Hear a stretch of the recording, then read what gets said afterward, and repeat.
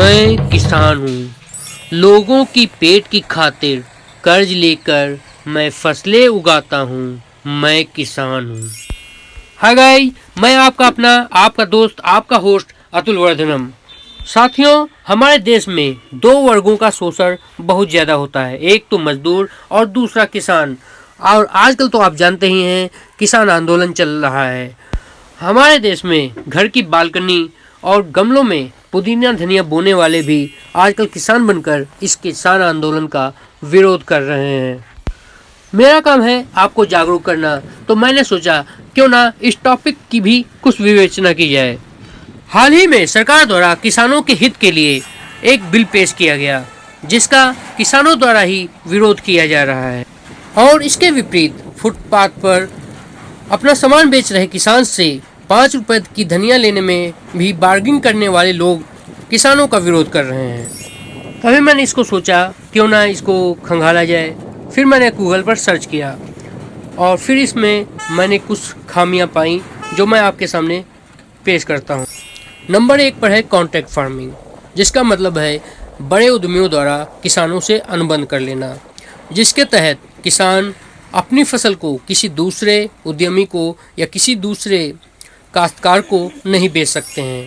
ऐसे में किसान उन उद्यमियों का एक मोहरा बनकर रह जाएगा और किसान के साथ मनमानी हो सकती है, क्योंकि ऐसा फिल्म जगत और कुछ क्षेत्रों में होता है कि निर्माता निर्देशकों द्वारा किसी एक्टर के द्वारा अनुबंध कर लिया जाता है और फिर वह एक्टर निर्माता और निर्देशकों के ही इशारे पर काम कर सकता है और किसी दूसरी जगह वह जा भी नहीं सकता है।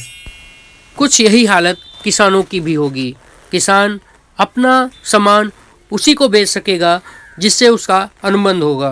दूसरे नंबर पर है बड़े उद्यमियों द्वारा कहा जा रहा है और कहीं तक यह संदेश सरकार द्वारा भी किसानों के बीच में गया है कि बड़े उद्यमी उनका सामान उच्च रेट या उचित रेट पर खरीदेंगे।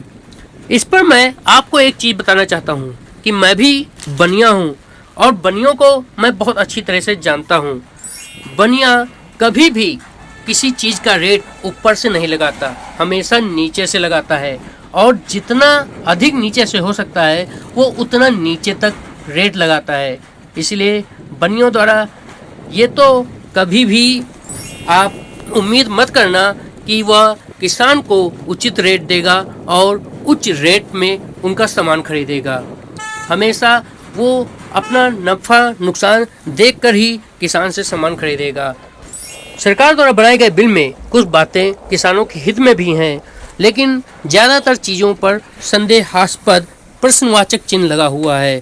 वैसे इसके द्वारा किसान अपनी मंडी के बाहर कहीं भी अपनी फसल को बेच सकेगा, देश भर में कहीं भी अपनी फसल को बिना रोक टोक के ले जा सकेगा।